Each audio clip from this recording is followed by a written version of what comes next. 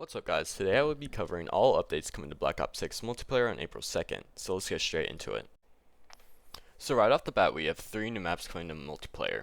The first one being Firing Range, a Treyarch classic from titles Black Ops 1 and Black Ops 4. It is a smaller map but plays well for 6v6. The next map is Barrage, also a 6v6 map. And the final map coming at the start of Season 3 will be Nomad, a strike map for both 2v2 and 6v6. There are also 2 new multiplayer modes coming in, being Sharpshooter and Demolition.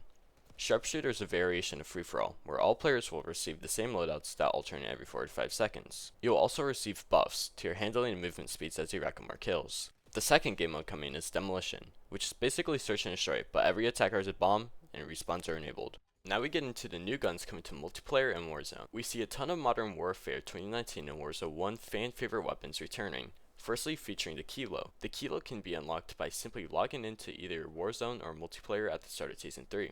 The AMAX will also be coming back, which is my personal favorite weapon on this list. It can be unlocked through the Battle Pass in one of the free sections. The HDR Sniper Rifle makes its return, also being available to unlock through the Battle Pass. The Kali Stick Melees are also getting added and will be unlocked through participating in an event, which will likely be a series of challenges. There are only a few new attachments coming to both Warzone and multiplayer.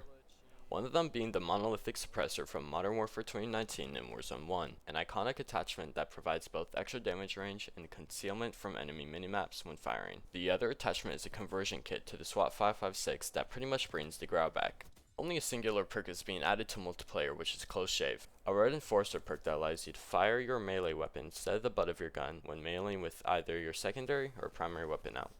A new menu called the Camo Hub will be added to help track camo challenge progress for every weapon of every class. There are numerous weapon balancing updates starting with the ARs. The XM4's Burst Fire mod will fire more rapidly, the GPR receives less visual recoil, the Goblin's damage is nerfed but range is buffed, it also will receive a handling and fire rate buff, and the Val's max damage range is buffed. Moving on to SMGs, the Tinto's range is buffed and the Jekyl's range is nerfed. The ammo mods for the Marine receive damage range buffs, the ammo mods for the ASG receive damage and damage range buffs, and the Maelstром's ammo mods receive range and damage buffs.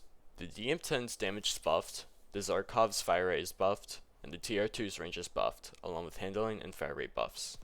Now the movement changes is where controversy could spark. The crouch to stand speed is buffed substantially, which means that players could snake via crouching instead of the traditional method.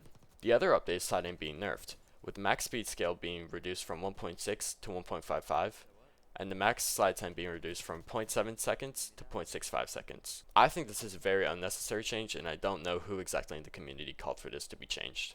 Ranked play will receive some updates regarding cheaters. Retroactive SR adjustments will be implemented, meaning that players who have recently been beat by a detected cheater will have their SR refunded, and players who are queuing with cheaters will have their SR taken away from wins with cheaters. So that's it for all the multiplayer updates coming on day 1 of Season 3. I hope you enjoyed the video, and I hope you enjoy your time with Season 3.